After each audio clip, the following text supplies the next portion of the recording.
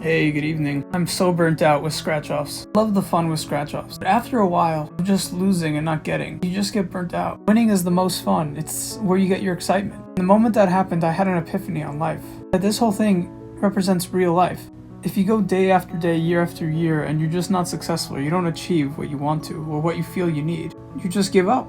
And a person can't be expected not to, because you're just burnt out, nothing is working. So when these self-help books say you gotta keep trying, gotta keep working, you can make it, it's really backwards thinking, because it doesn't consider the fact that we have to delude ourselves into believing anything is possible so that we might have hope. Not recognizing it's the system itself which is encouraging us to be this way. To pretend that we should never give up. Or to never say that there's something external preventing us from winning. Now you may say, scratch-offs have nothing to do with real life, but they kind of do. There is a certain amount of luck that goes into every situation that you're in. And to say that it's all you misses the mark on probability. Your looks are probability. People you meet is probability. How well you socially connect with people is probability. Now the probability may be improved if you work on yourself, if you train yourself to be friendly with others in a way that's conducive for building connections and friendships. But your ability to implement that is also a probability. Your ability to recognize your own baggage and why you're doing something and thereby overcome that obstacle is also probability. Meaning this idea of assuming that everyone could overcome anything is causing everyone to chase their tail. It's equivalent to playing scratch-offs and going into debt on scratch-offs. Simply because the system and the people in it don't want to admit that probability is dictating the outcome. They don't want to admit that there's mechanistic stuff going on in the brain that's keeping people in loop and thinking that maybe something will be different next time. And there's a very low probability that they'll be able to overcome that. You could call it disability, but many people have this